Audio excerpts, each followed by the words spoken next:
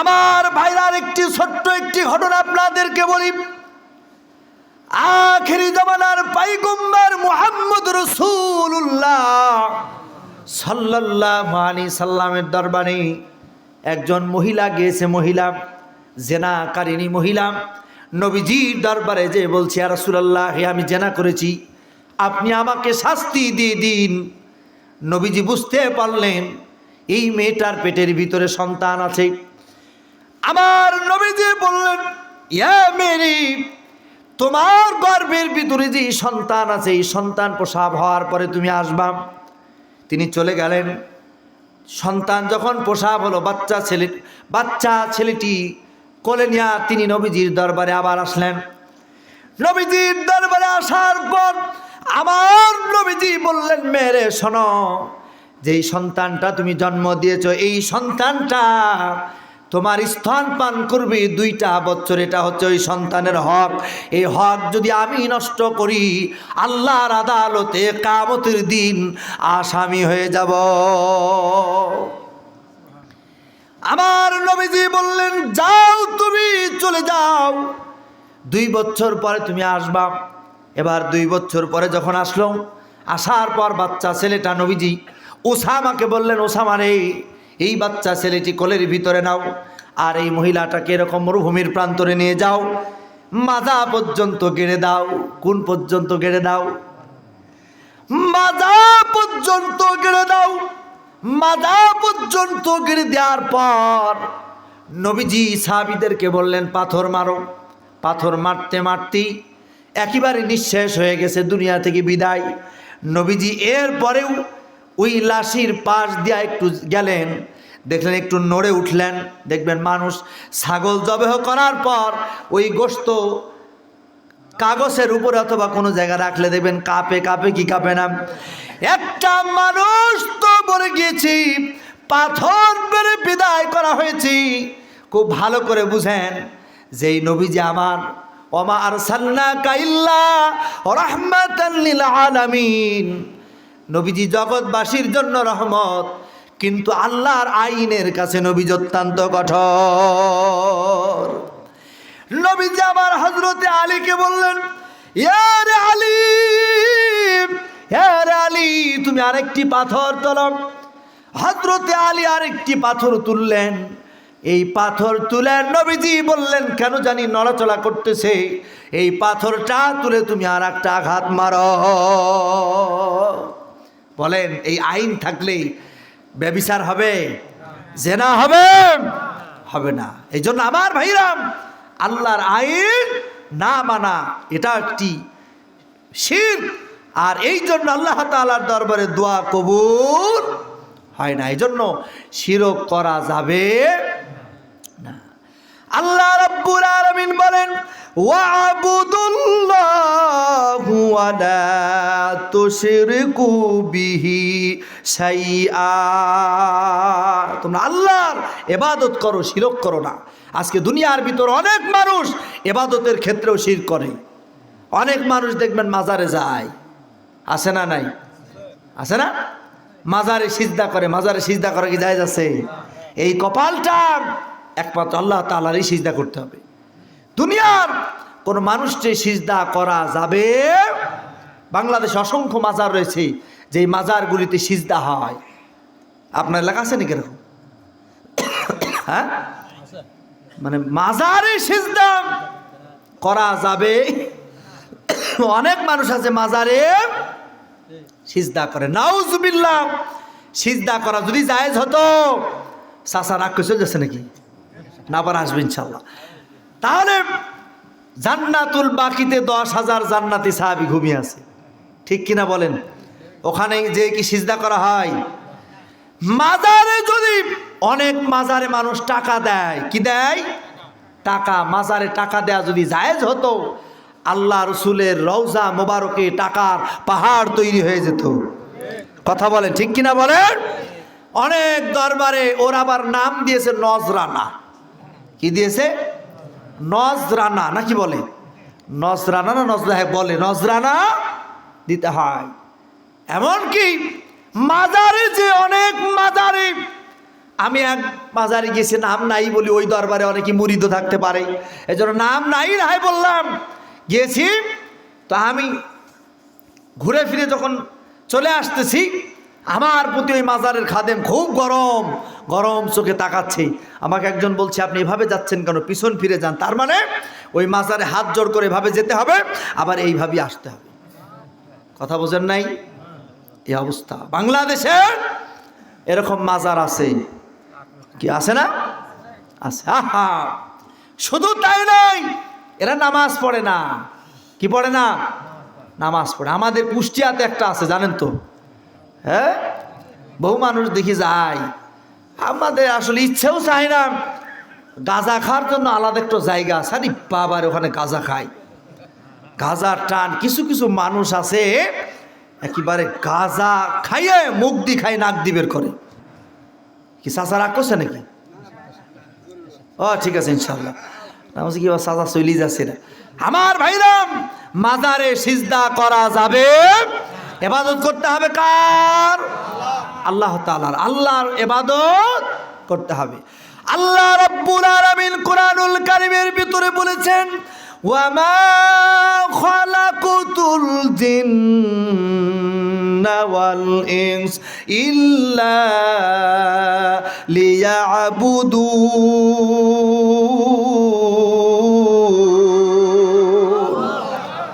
আল্লাহ রাব্বুল আলামিন বললেন, এই দুনিয়াতে মানুষ আর জিনকে একমাত্র আমার ইবাদতের জন্য সৃষ্টি করেছি। এই জন্য এই কপাল একমাত্র রব্বুল আলামিনের আল্লাহ তাআলার কুদরতি কদমে ছাড়া কোনো মাজারে সিজদা করা যাবে না। আমার ভাইরা, কিন্তু আমরা গত 15টি বছর খেয়াল করে দেখেছি যে মাজার পূজারী যারা, তাদের মাহফিলে কোনো পারমিশন লাগতো না। কি বলে, ঠিক কিনা বলেন? কোনো পারমিশন নাই। আর এই মাজার পূজারীদের মাজার পূজা আরো বেড়ে গিয়েছিল। এজন্যই বেড়েছিল, গত 15টি বছর যারা ওই দাদা বাবুর দালালি করেছেন, এরা নামধারী মুসলমান, কিন্তু মূর্তি পূজার থেকেও নিকৃষ্ট কাজে লিপ্ত হয়েছে। কথা বলেন, ঠিক কিনা বলেন? আপনারা খেয়াল করেন, এই দেশে ঢুকলে এটা যে মুসলমানের দেশ, এটা চীনা বড় দায় ছিল। বলেন, ঠিক কিনা বলেন? আপনি ঢাকা বলেন, বাংলাদেশের বিভিন্ন জায়গায় যাবেন, রাস্তার মোড়ে ভাস্কর্যর নামে বঙ্গবন্ধুর মূর্তি, ব্রিজের এপাশে মূর্তি, ওপাশে মূর্তি, ভাস্কর্যর নামে মূর্তি। বলেন তো, পাইগুম্বার হযরত ইব্রাহিম আলাইহিস সালাম মূর্তি ভেঙেছে না গড়েছে? মুহাম্মদ সাল্লাল্লাহু আলাইহি সাল্লাম কাবা ঘর থেকে 360টা মূর্তি ভেঙ্গে গুড়িয়ে দিয়েছে। মূর্তি বানাই নাই, আমি তো বলি মূর্তি বানায় তারা যারা ওই দাদা বাবুর দোস্ত। কথা বলেন, ঠিক কিনা বলেন? আমার ভাইরা, মূর্তি পূজায় সারা বাংলাদেশটা একেবারে ভরে ফেলেছে। শুধু তাই নয়, এমনও পাই তারা শুরু করেছে, মসজিদের মধ্যেও মনে হলো যে মনে হয় বঙ্গবন্ধু ছবি পাঠাবে। কি এরকম মনে হয়েছিল না? আপনাদের এলাকা কিন্তু একটু কম টের পেয়েছেন। কেন জানেন? আপনাদের এই বগুড়া অঞ্চল, আমি যতটুকু জানি, এই এলাকার মানুষ একটু বিএনপির পন্থী বেশি, নাকি? এই জন্য এলাকার মানুষ, আমার ভাইরা, কিন্তু বিভিন্ন জায়গায় এমন পর্যায়ে চলে গেছে। আপনারা ইতিপূর্বে শুনেছেন, যশোর একটা প্রতিষ্ঠানে শোক দিবসে মূর্তিকে সিজদা করাইছে। নাউজুবিল্লাহ। আসলে কথা বলবো কত, সব কথা এই কঠিন পরিস্থিতির মধ্যেও বলেছি। শিক্ষা ব্যবস্থা বলেন, সব জায়গায় একেবারে মূর্তি পূজা শিখাইছে, ঠিক কিনা বলেন? ক্লাস 6-এর বই থেকে হযরত আবু বকর সিদ্দিক রাদিয়াল্লাহু তাআলার জীবনী পর্যন্ত উঠায় দিয়েছে। মুহাম্মদ সাল্লাল্লাহু আলাইহি সাল্লামের জীবনী সংক্ষিপ্ত করেছে। নাউজুবিল্লাহ। আমার ভাইরাম, আমার ভাইরাম, এই জন্য সিজদা করতে হবে কাকে? আল্লাহ তাআলাকে। কোনো মাজারে সিজদা করা যাবে না, মনে থাকবে ইনশাআল্লাহ। তাহলে 1 নম্বর, একটু আগায় যেতে সময় পাবো না। 1 নম্বর হলো যারা মুশরিক তাদের দোয়া আল্লাহ পাকের দরবারে কবুল হয়। 2 নম্বর, পিতামাতার অবাধ্য সন্তান আছে না নাই? জোরে বলেন আছে না নাই? আল্লাহ রাব্বুল আলামিন কোরআনুল কারীমের ভিতরে বলেছেন, ওয়াকাদা রাব্বুকা আল্লা তা'বুদু ইল্লা ইয়াহু ওয়া বিল ওয়ালিদাইনি ইহসানা। আল্লাহ রাব্বুল আলামিন বললেন, তোমাদের রব তোমাদেরকে আদেশ দিতেছি তোমরা আল্লাহর ইবাদত করো, আল্লাহ তা'বুদু, আল্লাহর ইবাদত করো। এরপরে ওয়াবিল ওয়ালিদাইনি ইহসানা, তোমরা পিতা মাতার সাথে ইহসান করো। বলেন সুবহানাল্লাহ। পিতা মাতার সাথে ভালো ব্যবহার করা দরকার আছে না নাই? আমার ভাইরা, আব্বা আম্মা যাদের বেঁচে আছে, আব্বা আম্মার সাথে আপনি যদি দুনিয়ার ভিতরে পিতা মাতার সাথে যদি ভালো ব্যবহার করেন, কোরআন হাদিস পড়ে যতটুকু দেখেছি, এই দুনিয়াতে আপনার কোনো অভাব থাকবে না। 2 নম্বর, আল্লাহ পাক আপনার শরীরের ভিতরে কোনো কঠিন রোগ দিবে না।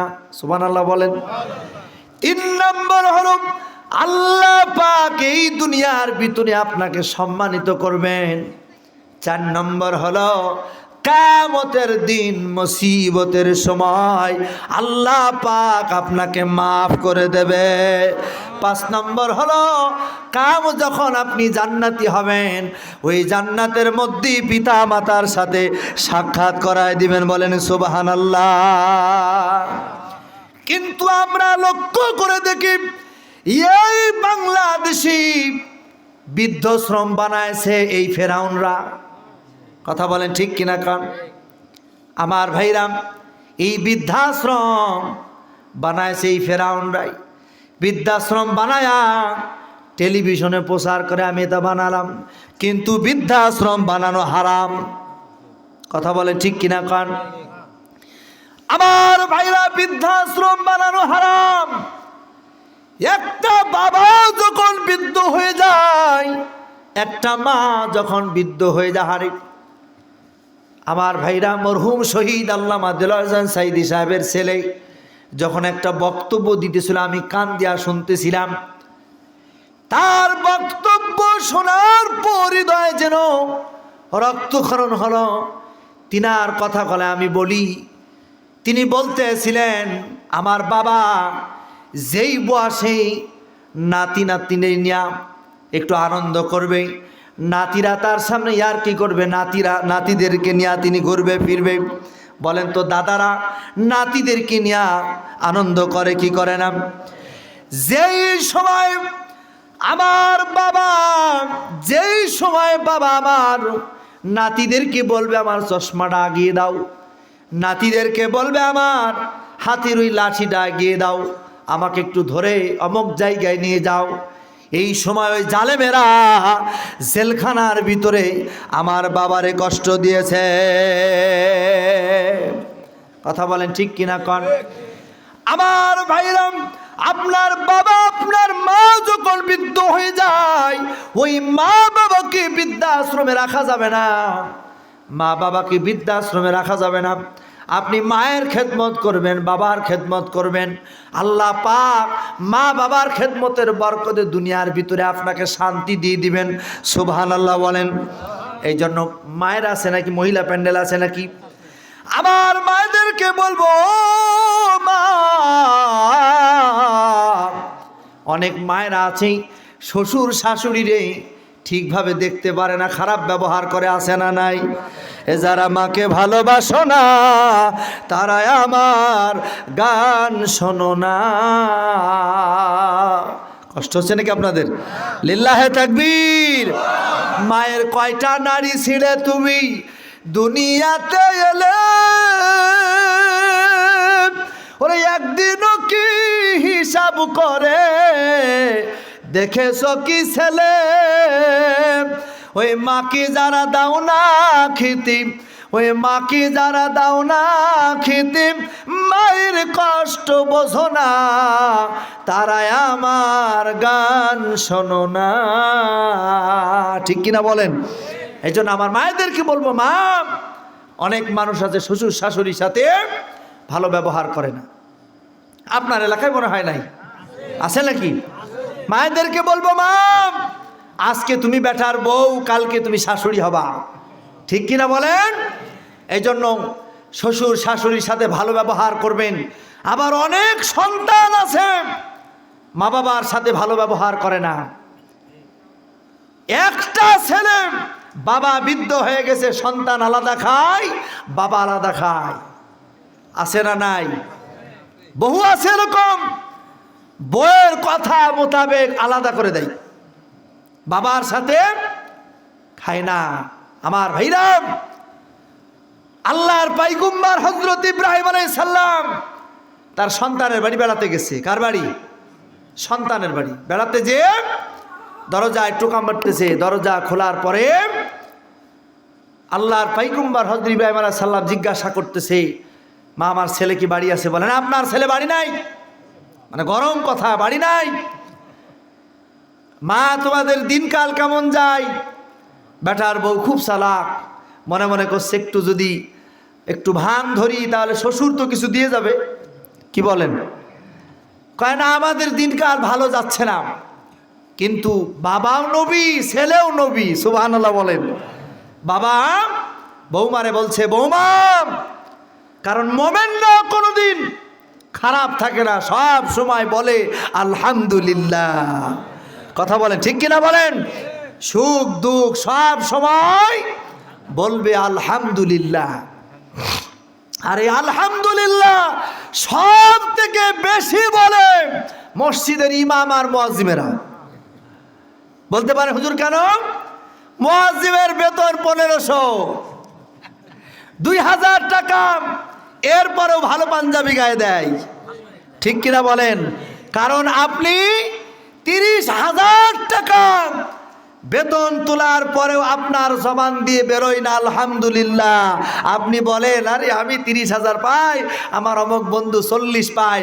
আর মুয়াজ্জিম 1500 টাকা, 2000 টাকা বেতন পেয়েও ওই টাকাটা দেখে না, না দেখে পকেটের মধ্যে ঢুকিয়ে রাখে আলহামদুলিল্লাহ বলে। কি ঠিক কিনা বলেন? অনেক মুয়াজ্জিম আছে টাকা দেখে না। ইমাম সাহেবের বেতন 3,000 4,000 দিয়ে দেয়, আলহামদুলিল্লাহ বলে নিয়ে নেয়। 4,000 টাকা দেয়, আল্লাহ কয় তুই কোনো চিন্তা করবি না, ওই 4,000 টাকার ভিতরে আমি 40,000 টাকার বরকত ঢুকায় দিব। সুবহানাল্লাহ বলেন। ওরা ওদের বউয়ের জন্য 3 পিস কিনবেন 2,000, 2,500, 3,000 টাকার। এরপরেও রাস্তায় গেলে লোকজন বলবে ওটা ভালো লাগছে না। আর তুমি 1500, 2,000 টাকা বেতন পাইয়া 300 টাকার 3 পিস কিনে দিবান, আর এক মহিলা দেখলে ও আফসোস করবে, আরে বু, এত সুন্দর 3 পিস তোকে কে কিনে দিল? কথা বলে ঠিক কি না কন? এর নাম বরকত। এর নাম কি?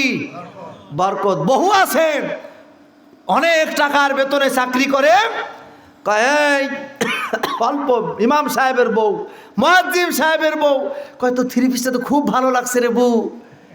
কয় আমার, কয় আর বলিস নে, আমার ওর চোখ না ঢেলা, ও কিচ্ছু ছেড়ে না। কি করে আছে না নাই? আমার ভাষা বুঝতে কি কষ্ট হচ্ছে আপনাদের? সম্মানিত ভাইরা আমার, এই জন্য আল্লাহর পয়গম্বর হযরত ইব্রাহিম আলাইহিস সালাম বললেন, বৌমা শোনো, আমার ছেলে আসলে বলবা ঘরের চৌকাঠটা যেন চেঞ্জ করে ফেলে। কি চেঞ্জ করবে? ঘরের চৌকাঠ। এক নবী আর এক নবীর, মানে এক নবী আর এক নবীর কথা বোঝে। বোঝে কি বোঝে না? পয়গম্বর হযরত ইব্রাহিম আলাইহিস সালাম চলে গেছেন, নবী তো বাড়িতে এসেই সন্তান হযরত ইসমাঈল আলাইহিস সালাম বলছে যে বাড়িতে কেউ কে এসেছিল?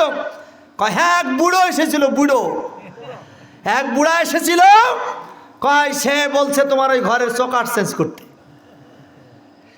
আমার ভাইরা, পয়গম্বর হযরত ইসমাঈল আলাইহিস সালাম বলতেছে, বিবি, আমার বাবা যে কথা বলে গেছে রে বিবি, তোমার কপালটা বড় নষ্ট হয়ে গেছে রে বিবি। আবার বাবা বলে গেছি তোমারে তালাক দিতে, তাই তোমারে তালাক দিয়ে দিলাম। ভালো করে বুঝবেন, এই সমাজের ভিতরে অনেক বৌমারা আছে শাশুড়িকে গালি দেয়, আর ছেলেরা কান দিয়ে শোনে, কিচ্ছু বলে না।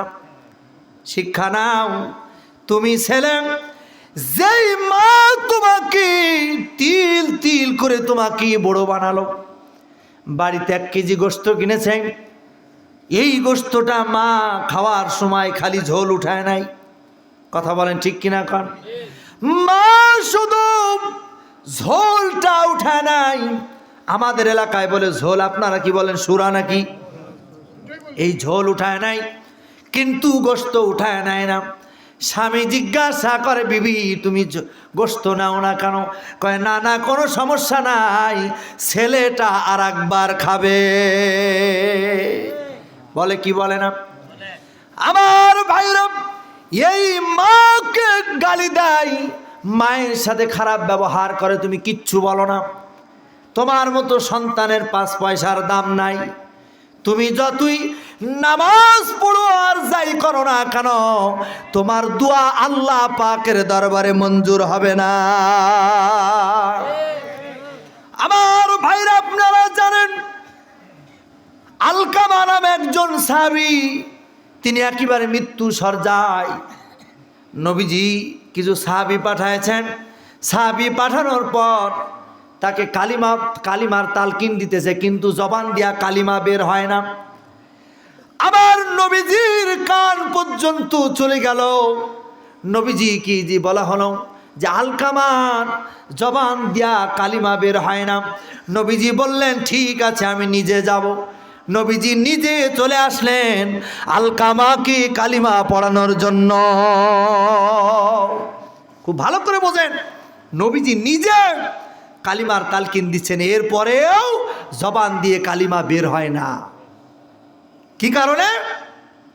মায়ের সাথে খারাপ ব্যবহার করার কারণে। আমার ভাইরা খুব ভালো করে খেয়াল করুন,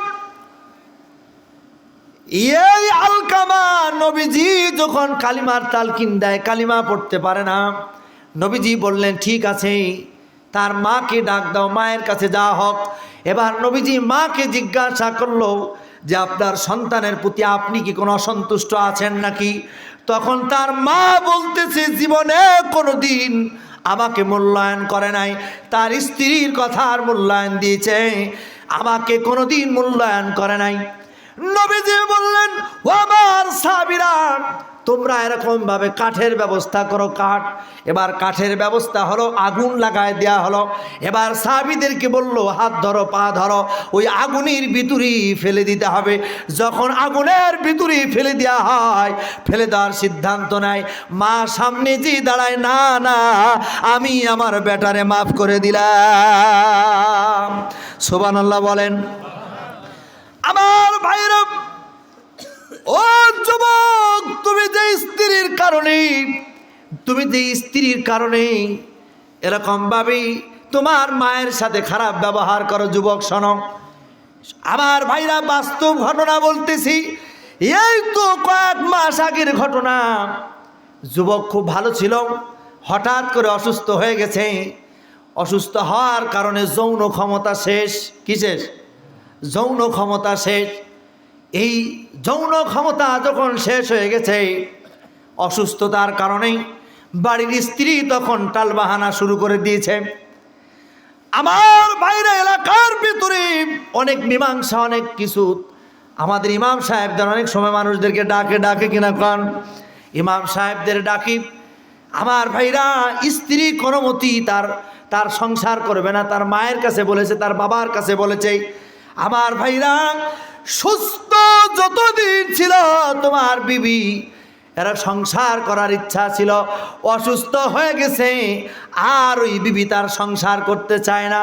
অথচ বিদ্যমান যেই মায়ের সাথে খারাপ ব্যবহার করত এই যুবক, স্ত্রীর কারণে এই মা বলছে, বাবা তুমি কোনো চিন্তা করবা না, তোমাকে আবার চিকিৎসা করাবো, করায় আবার তোমাকে বিবাহ দেবই হলো মা। কথা বলে ঠিক কিনা বলেন? অথচ বিবি পালাচ্ছে। বিবি কি? এই জন্য আমার ভাইরাম, আব্বা আম্মার সাথে খারাপ ব্যবহার করবেন না। অনেকে আমাকে বলে, হুজুর আপনারা বলেন কিন্তু আমার বাপ একটু বেকা। অনেকে বলে এরকম। আমি বলবো, মিয়া তোমার বাপ তোমাকে মানুষ করলো, বাপ কিভাবে বেকা হলো? তোমার কাছে যেই জায়গায় সমস্যা হয়, তুমি কি কোনোদিন তোমার বাবার হাতটা ধরে বলেছো, আব্বা কি হয়েছে জানি না, আমার কি ভুল হয়েছে কিনা তুমি আমার সাথে এরকম করতেছো? এক জায়গায় ওয়াজ করেছি, বড় ছেলে এসে, হুজুর ওয়াজ শুনলাম কিন্তু আমার মা আমার ঘরে খায় না। আমি বললাম, আপনার মা যে আপনার বাড়ি খায় না, আপনি কি কোনোদিন মায়ের হাত খান ধরে বলেছেন, মা গো আমার কি অপরাধ, আমি সব অপরাধ মাথা পেতে নেব, মা তুমি বলো কেন আমার ঘরে তুমি খাও না? কোনোদিন কি বলেছেন? বলেন তো, কোনো মায়ের যদি হাতটা চেপে ধরে বলা যায়, ওই মায়ের সন্তানের প্রতি রাগ থাকবে? মোটেও থাকবে না। কিন্তু বলে না, মা যদি চলে যায়, হুজুর মোনাজাত করে, হাউমাউ করে কান্দে, আফসোস করে, সেই দিন আর কোনো লাভ হবে না। এই জন্য আমার ভাইরা, পিতামাতার সাথে ভালো ব্যবহার করতে হবে। এটা কার অর্ডার? পিতামাতার অবাধ্য সন্তানের দোয়া আল্লাহ পাকের দরবারে মঞ্জুর হয়। আপনারা জানেন, ফেরাউন ছিল পিতামাতার অবাধ্য সন্তান, যাকে বলে জাইরো সন্তান, ঠিক কিনা বলেন? হামান ছিল পিতামাতার অবাধ্য সন্তান। সেই সূত্র ধরে এই বাংলার জমিনেও কিছু ফেরাউন তৈরি হয়েছিল, কথা বলেন ঠিক কিনা বলেন? যেই ফেরাউন বলের আচরণ, ওই হামান আর ঠিক একেবারেই ফেরাউনের মতোই। আপনারা লক্ষ্য করেন নাই? ফেরাউনের আচরণের সাথে এদের আচরণের মিল খুঁজে পাওয়া গেছে, ঠিক কিনা বলেন? আপনার কি বেজার হচ্ছেন? ফেরাউন তিনি যখন প্রধানমন্ত্রী হলেন, বাবার অবাধ্য সন্তান, যখন প্রধানমন্ত্রী হলেন, 1 নম্বর কাজ করলেন, ধর্ম শিক্ষা বন্ধ করে দাও। কি শিক্ষা? 2 নম্বর কাজ করলেন, ধর্ম শিক্ষা যারা দেয় তাদেরকে কি করো? ফাঁসি দাও, মানে মামলা দাও, তাদের নামে মামলা দাও। আমাদের খেয়াল করি, লিল্লাহে তাকবীর। 3 নম্বর হলো, ধর্ম শিক্ষা যারা দেয় তাদেরকে মাঝে মধ্যে 2-1টা ফাঁসি দাও। 3 নম্বর, গান বাজনার আয়োজন করো। ইতিপূর্বে আমরা লক্ষ্য করে দেখেছি এরকমই, কথা বলেন ঠিক কিনা বলেন? এরকম লক্ষ্য করি নাই যে গান বাজনার কোনো পারমিশন লাগে নাই? কষ্ট হচ্ছে আপনাদের? এই জন্য আমার ভাইরা, পিতামাতার যুগে যুগে যারা ইসলামের বিরোধিতা করেছে, এরা বাবার অবৈধ সন্তান, কথা বলেন? আমার ভাইরা, তাফসীরের ভিতরে পড়েছি, সূরাতুল কলমের ভিতরে ওই আয়াতটা আপনারা যে উতুল্লিম বাদা যালিকা মিন জানিম, আল্লাহ পাক বলছে, ওয়ালিদ ইবনে মুগিরার উদ্দেশ্যে বলেছিলেন যে, ওয়ালিদ ইবনে মুগিরা তুমি জারোজ, তোমার জন্মের ঠিক নাই, কথা বলেন ঠিক কিনা? আমার ভাইরা, ওয়ালিদ ইবনে মুগিরা তার মা কি যে বলতেছে, মা আব্দুল্লাহর বেটা মুহাম্মদ আমারে বলে নাকি আমার জন্মের ঠিক নাই। ওয়ালিদ ইবনে মুগিরার কথা শোনার পর তার মা বলতেছে, শোনো, আব্দুল্লাহর বেটা মুহাম্মদ কোনদিন মিথ্যা কথা বলে না। সুবহানাল্লাহ বলেন, সুবহানাল্লাহ। বলছে আব্দুল্লাহর বেটা মুহাম্মদ কোনদিন মিথ্যা কথা বলে না। সৃষ্টির সেরা তুমি, এ বুকে রত্ন তুমি, তুমি যে মদিনার বুলবুল, তোমাকে চিনতে করিনি ভুল, হে রাসূল তোমাকে চিনতে করিনি ভুল। মারহাবা বলেন। দিনের লাগিয়া তুমি কতই না কেঁদেছ, উহুদের ময়দানে তুমি কত রক্ত ঝরাইছ, করেছ ধরাকে ব্যাকুল, তোমাকে চিনতে করিনি ভুল, হে রাসূল তোমাকে চিনতে করিনি ভুল। মারহাবা বলেন।